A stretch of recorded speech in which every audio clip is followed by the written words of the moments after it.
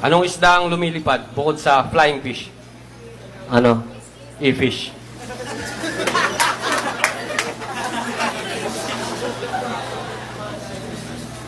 Bugtong.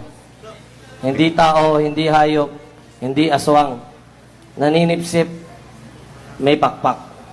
Ano? Whisper with wings.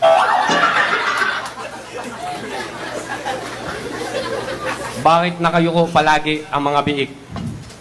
Bakit? Kasi nahiya sila, yung nanay nila, baboy.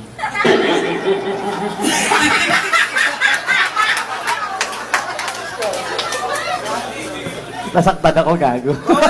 Bawal tumawa sa sariling joke, ah. Points din yan. Paano mo sasabihin sa babae na maitim yung kilikili niya na hindi siya ma-open?